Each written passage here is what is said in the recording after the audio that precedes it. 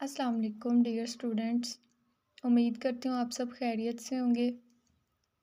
Students, last lecture तक हमने अपना चैप्टर नंबर 4 कंप्लीट कर लिया था। आज हम स्टार्ट करेंगे चैप्टर नंबर 5 एटॉमिक स्ट्रक्चर। ठीक है, जैसा कि चैप्टर के नाम से शो हो रहा है, चैप्टर का नेम है एटॉमिक स्ट्रक्चर। मतलब कि इस चैप्टर में हम सब कुछ एटम के स्ट्रक्चर के बारे में डिस्कस करेंगे कि एटम का स्ट्रक्चर किस तरह से है, एटम का स्ट्रक्चर किस तरह से हमारे पास आया। अभी तो हम एटम के स्ट्रक्चर की बात करें तो आप सिंपली कह देते हो कि मैम एटम है, एटम में हमारे पास न्यूक्लियस होता है, न्यूक्लियस के अंदर प्रोटॉन है, न्यूट्रॉन है और बाहर इलेक्ट्रॉन्स रिवॉल्व कर रहे हैं। लेकिन बेटा अगर हम देखें कि ये एटम का हमारे पास स्ट्रक्चर कैसे आया, ठीक है, अगर हम कहें कि हमने इसको देखा एटम को और हमने देखा कि अंदर न्यूक्लियस है, न्यूक्लियस में प्रोटॉन न्यूट्रॉन हैं, बाहर इलेक्ट्रॉन हैं, तो ये बात तो नामुमकिन है, हम एटम को देख ही नहीं सकते। तो फिर ज़रूर आप कहो कि मैम कोई ना कोई एक्सपेरिमेंट हुए होंगे जहाँ से हमारे पास एटम का स्ट्रक्चर बना। तो वही आज हम देखेंगे। कहते हैं कि सबसे पहले हम स्टार्ट लेते हैं सब atomic particles of atom. Atom के सब एटॉमिक पार्टिकल्स की बात करते हैं। अच्छा जी, मैटर, ठीक है, मैटर के बारे में आपको पता है कि हर वो चीज़ जिसका वज़न हो और वो कोई ना कोई जगह घेरती हो, ठीक है, everything that has mass and occupy space is called matter. तो दुनिया की हर वो चीज़ जिसका कोई ना कोई वज़न हो, जो जगह घेरे, वो मैटर कहलाती है। अब मैटर जो है वो किससे मिलके बनता है? मैटर जो है वो टाइनी पार्टिकल्स एटम से मिलके बनता है। ठीक है, मैटर किससे मिलके बनता है? एटम से।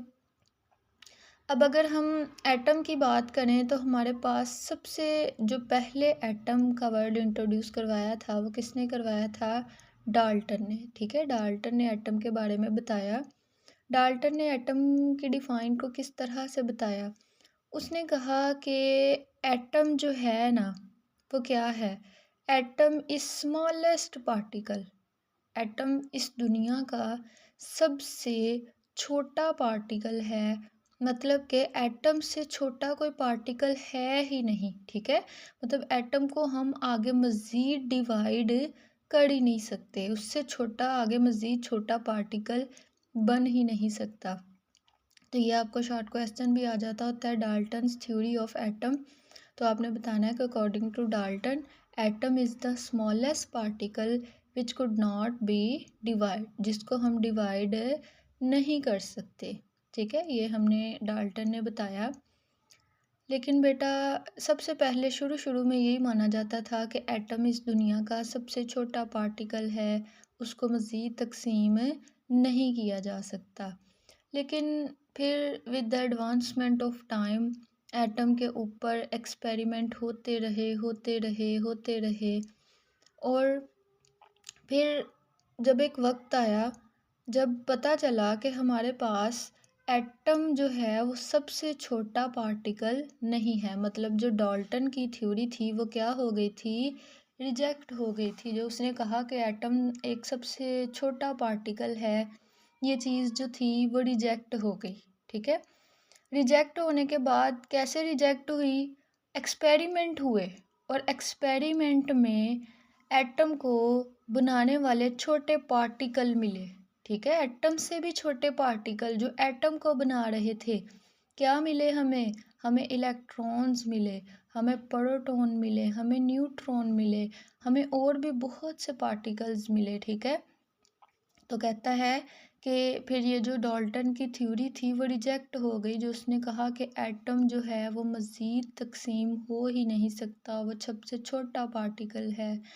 तो ये थ्योरी रिजेक्ट हो गई। उसने कहा नहीं, ऐसा नहीं है, एटम से छोटे पार्टिकल्स भी हैं जिनको हम बोलते हैं सब एटॉमिक पार्टिकल्स।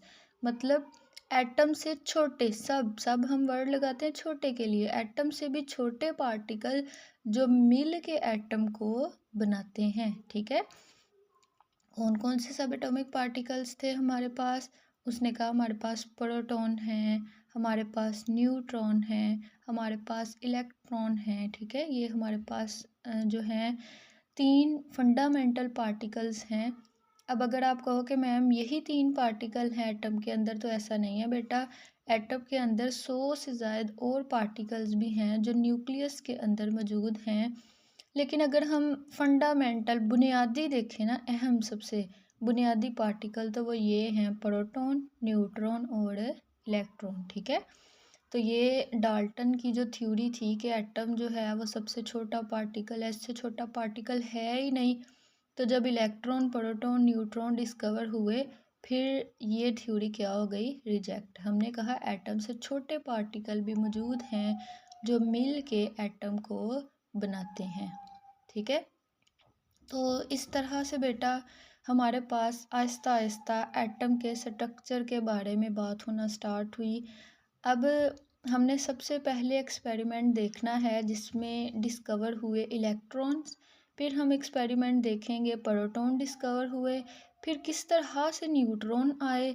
तो सारे का सारा हमने हिस्ट्री को ले के अपने एक पूरे एटम के स्ट्रक्चर को बनाना है, ठीक है। तो स्टार्ट करते हैं। सबसे पहले हमारे पास है डिस्कवरी ऑफ इलेक्ट्रॉन्स, जो सबसे पहला एक्सपेरिमेंट हुआ, और ये एक्सपेरिमेंट को बहुत साल लगे, ठीक है। तो वो हमारे पास है डिस्कवरी ऑफ इलेक्ट्रॉन्स, या हम कह देते हैं कैथोड रेज, ठीक है। तो बेटा अगर हम 3 फंडामेंटल पार्टिकल्स की बात करें ना, तो उनमें हमारे पास सबसे जो पहले पार्टिकल आया था, डिस्कवर हुआ, वो आया था हमारे पास इलेक्ट्रॉन, ठीक है। सबसे पहले हमारे पास इलेक्ट्रॉन डिस्कवर हुआ। किस तरह से इलेक्ट्रॉन डिस्कवर हुआ, आप लोग पढ़ते हो ना, इलेक्ट्रॉन इलेक्ट्रॉन इलेक्ट्रॉन। तो बहुत इंटरेस्टिंग है आपके लिए ये देखना कि भाई इलेक्ट्रॉन्स किस तरह से डिस्कवर हुए, ठीक है। आपने लेक्चर को बहुत गौर से देखना है, इंटरेस्ट के साथ सुनना है, आपको मुकम्मल समझ आ जाएगी कि इलेक्ट्रॉन्स किस तरह से डिस्कवर हुए। अच्छा जी, कैथोड रेज भी बोलते हैं इलेक्ट्रॉन्स को, और ये आगे जाके मैं आपको बताती हूँ कि इनको हम कैथोड रेज क्यों बोलते हैं, ठीक है। सबसे पहले हम देखें तो हम डिस्कवरी ऑफ इलेक्ट्रॉन के एक्सपेरिमेंट को डिस्चार्ज ट्यूब एक्सपेरिमेंट भी बोल सकते हैं, ठीक है। डिस्चार्ज ट्यूब का एक्सपेरिमेंट भी बोल सकते हैं। डिस्चार्ज ट्यूब एक्सपेरिमेंट इसको क्यों बोलते हैं, क्योंकि बेटा इस एक्सपेरिमेंट में जो हमने मेन कंपोनेंट यूज़ किया वो थी हमारे पास डिस्चार्ज ट्यूब। ये आप देख रहे हो ना, ये मैंने बनाई हुई है सामने डिस्चार्ज ट्यूब। तो इस वजह से इस एक्सपेरिमेंट को हम डिस्चार्ज ट्यूब एक्सपेरिमेंट भी बोल सकते हैं, ओके। अब आपसे कोई पूछे कि इलेक्ट्रॉन्स किसने डिस्कवर किए, तो आपने फ़ौरन से बताना है कि जे थॉमसन ने इलेक्ट्रॉन्स को डिस्कवर किया, ठीक है।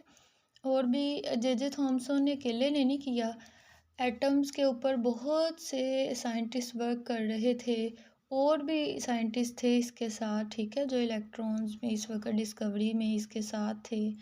लेकिन जो मेन कंट्रीब्यूशन थी वो जे थॉमसन की थी, ठीक है। तो हम कहते हैं जे थॉमसन ने इलेक्ट्रॉन्स को डिस्कवर किया। ये आपने याद रखना है एज MCQ। अब नेक्स्ट हम देखते हैं कि हमारे पास क्या एपरेटस है, किस तरह से हमारे पास इलेक्ट्रॉन्स जो थे वो डिस्कवर हुए, ठीक है। तो अगर इलेक्ट्रॉन्स को डिस्कवर करने के लिए कौन कौन सा एपरेटस उन्होंने यूज़ किया, सबसे पहले बेटा उन्होंने ली एक डिस्चार्ज ट्यूब, ठीक है। डिस्चार्ज ट्यूब क्या होती है, हमारे पास एक आप कह लो सिंपल शीशे की एक ट्यूब है जो कि ट्रांसपेरेंट है, ठीक है। क्या है, ट्रांसपेरेंट है। ट्रांसपेरेंट मीन के हम उसके आर पार इजीली देख सकते हैं।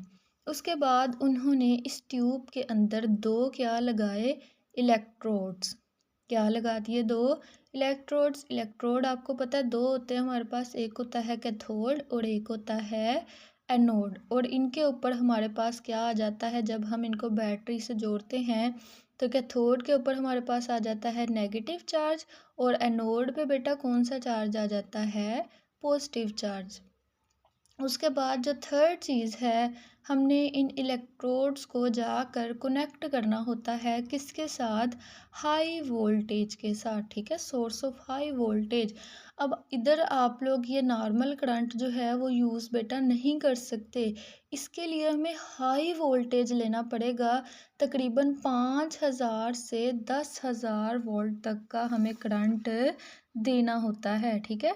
तो कोई लो जो है आप यूज़ नहीं कर सकते कि हल्की फुल्की इलेक्ट्रिसिटी, नहीं, हाई वोल्टेज देना है। अब हाई वोल्टेज देंगे, साथ हमें क्या रिक्वायर्ड है, वैक्यूम पंप, ठीक है। ये हम आगे जाके मैं आपको बताती हूँ कि हाई वोल्टेज हमने क्यों यूज़ करना है। साथ हमारे पे हमें लास्ट जो चीज़ चाहिए फोर्थ, वो है वैक्यूम पंप। अब आपको पता है वैक्यूम पंप का क्या फंक्शन होता है, क्यों हम यूज़ करते हैं। तो बेटा वैक्यूम पंप को हम कहीं से भी, आपको उस दिन भी हमने क्लास में पढ़ा कि वैक्यूम पंप को हम एयर को सक करने के लिए, ठीक है, किसी जगह से गैस को निकालने के लिए, प्रेशर को कम करने के लिए, ठीक है। वैक्यूम पंप हम क्यों यूज़ करते हैं, टू रिड्यूस प्रेशर, ठीक है। कहीं से भी हम प्रेशर कम करना चाहें, गैस को बाहर निकालना चाहें, तो हम क्या यूज़ कर लेते हैं, वैक्यूम पंप। तो ये हमारे पास apparatus है जो हमने बना लिया। अब हम स्टार्ट करते हैं एक्सपेरिमेंट को, ठीक है, आहिस्ता आहिस्ता। तो बेटा देखो, यहाँ पर हमने ना इस डिस्चार्ज ट्यूब के अंदर कोई गैस लेनी है। क्या लेनी है, गैस। ये मैंने गैस के एटम बनाए हैं। कौन सी गैस के मैंने एटम बनाए हैं, मैंने बेटा ये हाइड्रोजन गैस के एटम्स लिए हैं, ठीक है। मतलब कि मैंने इस जो डिस्चार्ज ट्यूब थी उसके अंदर क्या ले ली, हाइड्रोजन गैस, ओके। अब आप कहो कि मैम इस गैस के अंदर से आपने प्रेशर को कम क्यों किया है, ठीक है, प्रेशर को कम क्यों किया है। आपने इस चीज़ को बड़े गौर से देखना है बेटा। फॉर एग्जांपल अगर हमने इसके अंदर गैस ली, ठीक है। अब गैस, आपको पता है गैस थोड़ी सी भी हो, उसके अंदर गैस के करोड़ों क्या होते हैं, पार्टिकल्स। क्या होते हैं, गैस के अंदर करोड़ों पार्टिकल्स होते हैं, ठीक है। अब जो गैस के बहुत ज़्यादा जब अंदर, फॉर एग्जांपल हमारे पास ये एक डिस्चार्ज ट्यूब है और हमने इस डिस्चार्ज ट्यूब के अंदर क्या ले लिए, गैस, ये एनोड, कैथोड और एनोड है। यहाँ हमने गैस ले ली और हमने उस गैस को वैक्यूम पंप नहीं लगाया, ठीक है। तो हमें पता है ये गैस से बिल्कुल फिल है, गैस के बहुत ज़्यादा पार्टिकल हैं और बिल्कुल ये फिल है। अब जब हम इस इलेक्ट्रोड को इधर से वोल्टेज से इसके पास करंट आएगा, ठीक है, तो यहाँ से इलेक्ट्रॉन निकल के ना फ्लो करना शुरू करेंगे, ठीक है। अब जैसे ही इलेक्ट्रॉन कैथोड से निकल लेंगे ना, तो आगे गैस के इतने मॉलिक्यूल जो मोशन कर रहे हैं, ठीक है, ये जो गैस के मॉलिक्यूल्स अंदर मौजूद हैं वो इस इलेक्ट्रॉन को यहाँ से गुजरने ही नहीं देंगे, ठीक है। गैस के अंदर बहुत ज़्यादा अगर मॉलिक्यूल हों तो वो क्या करेंगे, ये जो गैस के मॉलिक्यूल्स हैं अलॉट बहुत ज़्यादा, ये क्या करते हैं, ये हाइंड्रेंस क्रिएट करते हैं। हाइंड्रेंस का क्या मतलब है, रुकावट क्रिएट करते हैं। और रुकावट की वजह से बेटा अंदर इलेक्ट्रॉन जो है वो मूव नहीं कर सकता इजीली। और जो इलेक्ट्रॉन नहीं मूव करेगा तो इसका मतलब यहाँ से करंट भी पास नहीं हो रहा, ठीक है। तो करंट पास नहीं होगा। अगर आप देखो ना अपनी नॉर्मल एयर को, अगर हम एयर की बात करें तो एयर में हमारे पास कितना प्रेशर होता है बेटा, नॉर्मल हमारे पास होता है 1 atm प्रेशर। तो अगर आप एक इलेक्ट्रिसिटी की वायर रखोगे ना एयर में, तो आपने देखा है कि कोई तार टूटी भी हो, उसके अंदर से करंट आ भी रहा हो, लेकिन एयर में करंट नहीं आता। क्यों नहीं आता, क्योंकि बेटा एयर के अंदर होता है नॉर्मल 1 atm प्रेशर, गैसेस का प्रेशर होता है। वो गैसेस के मॉलिक्यूल जो हैं वो करंट को फ़्लो एयर में से करने नहीं देते, वो उसके लिए क्या क्रिएट करते हैं, हाइंड्रेंस क्रिएट करते हैं, ठीक है। तो अगर हम करंट को गुजारना चाहते हैं, ठीक है, करंट को गुजारना चाहते हैं इसमें से, तो वैक्यूम पंप से हमने अंदर से ये जो बहुत ज़्यादा मॉलिक्यूल हैं इनको क्या करना है, बाहर निकालना है, ठीक है। तो इस तरह से हमने इनका जो अंदर से रिड्यूस किया है प्रेशर, रिड्यूस कर कर के हमने चंद पार्टिकल्स को अंदर रहने देना है। प्रेशर को रिड्यूस कर के सारे गैस के मॉलिक्यूल बाहर निकाल के अंदर चंद एक पार्टिकल्स को रहने देना है, ठीक है। तो ये मैंने आपके लिए एज अ सैम्पल 4 पार्टिकल्स अंदर बनाए हैं, ठीक है। तो चंद एक पार्टिकल्स अंदर हमारे पास मौजूद होंगे। तो अब आपको पता चला कि बेटा वैक्यूम पंप हम क्यों इस्तेमाल करते हैं।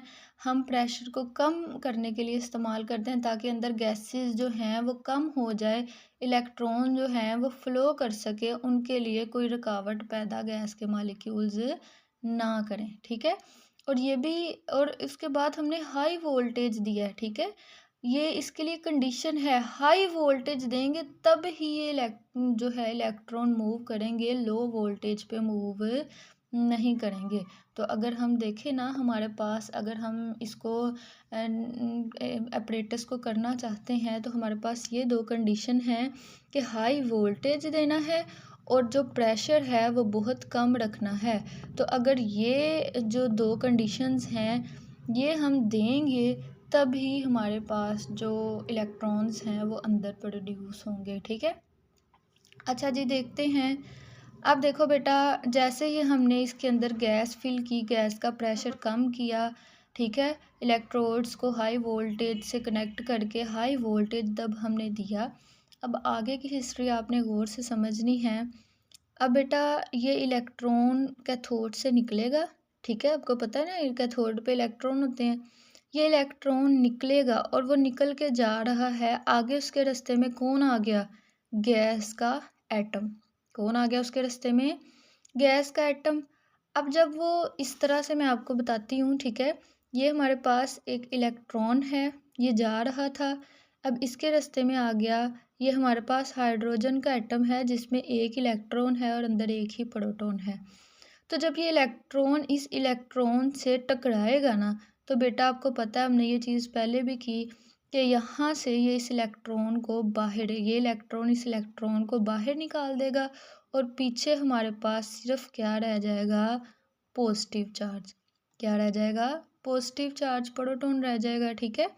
तो इस तरह से ये जो कैथोड से इलेक्ट्रॉन निकल रहा है, जब वो जाके गैस के मॉलिक्यूल से टकराता है तो बेटा वो उसको क्या कर देता है, ठीक है। ये जो इलेक्ट्रॉन जाता है, जाके उसने गैस के मॉलिक्यूल से टकराया और उसने इस गैस के मॉलिक्यूल को क्या कर दिया, आयोनाइज, आयंस में बदल दिया। कौन से आयंस में, एक ही वो खुद इलेक्ट्रॉन था, एक उसने उसका इलेक्ट्रॉन बाहर निकाला और एक क्या आ गया, पॉजिटिव चार्ज, ठीक है। तो आयोनाइज करेगा। अब यहाँ से एक इलेक्ट्रॉन निकल के गया, वो जाके इस मॉलिक्यूल से टकराया और उसने ये वाला, इसका जो इलेक्ट्रॉन है इसको भी बाहर निकाल दिया, ठीक है। ये इलेक्ट्रॉन इसके इलेक्ट्रॉन को भी बाहर निकाल के ले गया और पीछे इसका भी क्या रह गया, पॉजिटिव चार्ज, ठीक है। तो अंदर बेटा फिर ये जो नेगेटिव चार्जेस निकल रहे थे, इसने इस गैस को, ये जो अंदर मौजूद गैस है, ठीक है, हाइड्रोजन गैस हमने ली, ये क्या होना शुरू हो गई, आयोनाइज होना शुरू हो गई। गैस के इलेक्ट्रॉन्स और प्लस उसके प्रोटॉन जो थे पॉजिटिव चार्जेस वाले, ठीक है, वो अलग-अलग होना शुरू हो गए। अंडरस्टैंड। तो इस तरह से हाई वोल्टेज से अंदर हमारे पास क्या क्या बन गया, अंदर हमारे पास प्रोटॉन बन गए, इलेक्ट्रॉन्स बन गए, ठीक है। तो गैस आयोनाइज हुई, हमारे पास अंदर प्रोटॉन बन गए बेटा, और हमारे पास अंदर ये क्या बन गए, इलेक्ट्रॉन्स। ओके। अब क्या हुआ, ये इलेक्ट्रॉन है और हमें पता है ऑपोजिट चार्जेस के दरमियान बेटा अल्लाह ताला ने क्या रखी है, अट्रैक्शन। तो ये जो इलेक्ट्रॉन है ये फ़ौरन से किसकी तरफ अट्रैक्ट होगा, एनोड की तरफ, ठीक है। किसकी तरफ अट्रैक्ट होगा, एनोड की तरफ। तो एनोड की तरफ अट्रैक्ट हो के ये जाकर यहाँ पे स्क्रीन के साथ जब टकराते हैं ना, ठीक है, तो यहाँ पर इस स्क्रीन के ऊपर क्या पैदा करते हैं, एक ग्लो पैदा करते हैं, एक चमक पैदा करते हैं, ठीक है। जिस चमक को हम क्या बोलते हैं, फ्लोरिसेंस। क्या बोलते हैं, फ्लोरिसेंस। चमक पैदा हुई इस वाल्स पे जाके जब इसने स्ट्राइक किया। तो बेटा जब उसने जे थॉमसन ने ये सारा apparatus बनाया, जब चमक पैदा हुई ना जहाँ पे, उसने जब प्रेशर को मज़ीद कम किया, बड़ी एक वाज़ेह चमक यहाँ पे आके पैदा हुई, ठीक है? तो फिर उसके बाद उन्होंने जब इसकी प्रॉपर्टीज़ को डिस्कस किया ना, तो फिर वहाँ से पता चला कि ये बेसिकली ये जो जाके स्ट्राइक कर रहे हैं पार्टिकल्स, ठीक है? ये जो पार्टिकल्स जो जाके पार्टिकल्स जो हैं, वो जो स्ट्राइक कर रहे हैं और जाके स्ट्राइक करके क्या प्रोड्यूस कर रहे हैं? फ्लोरेसेंस प्रोड्यूस कर रहे हैं। क्या प्रोड्यूस कर रहे हैं? फ्लोरेसेंस प्रोड्यूस कर रहे हैं। जब उनकी खसूसियात को डिस्कस किया गया तो हमें पता चला कि ये क्या हैं? इलेक्ट्रॉन्स। क्या हैं हमारे पास? इलेक्ट्रॉन्स, ठीक है? और हम इनको कैथोड रे क्यों बोलते हैं? बेटा रे हम बोलते हैं जब बहुत से इलेक्ट्रॉन्स एक साथ जो है वो मूव करें तो वो एक रे बन जाती है, ठीक है? तो ये जो थी, ये कैथोड से एनोड की तरफ मूव कर रही थी, इस वजह से हमने इनको क्या नाम दिया? इलेक्ट्रॉन्स कैथोड से एनोड की तरफ मूव कर रहे थे, इस वजह से हमने इनको कैथोड रेज का नाम दे दिया। क्लियर है? तो इस तरह से बेटा अगर हम इसका बेसिक प्रिंसिपल देखें कि कैसे इलेक्ट्रॉन्स आए, तो बेटा यही बनता है कि हमारे पास हमने एक गैस ली एक डिस्चार्ज ट्यूब में, उसको हाई वोल्टेज दिया, प्रेशर कम कर दिया अंदर से, ठीक है, ताकि करंट फ्लो कर सके। नॉर्मल प्रेशर में करंट फ्लो नहीं करेगा, हाइंड्रेंस क्रिएट होगी। तो हमने क्या किया, हमने प्रेशर को कम कर दिया, गैस के पार्टिकल कम किए। तो जब गैस के पार्टिकल कम करके हम बहुत हाई वोल्टेज देंगे, यहाँ से इलेक्ट्रॉन जाके गैस के साथ टकराएंगे, गैस को आयोनाइज करेंगे, गैस के अंदर से इलेक्ट्रॉन अलहदा हो गए और प्रोटॉन अलहदा। तो वो जो इलेक्ट्रॉन्स आए हैं, ठीक है, वो जो इलेक्ट्रॉन्स आए हैं वो किसकी तरफ मूव करेंगे बेटा? एनोड की तरफ, पॉजिटिव की तरफ, क्योंकि हमें पता है ऑपोजिट चार्जेस के दरमियान अट्रैक्शन होती है, तो वो एनोड की तरफ मूव करेंगे। तो जहाँ यहाँ से जाके वो इस स्क्रीन से पीछे टकराएंगे और वहाँ पे ग्लो प्रोड्यूस करेंगे।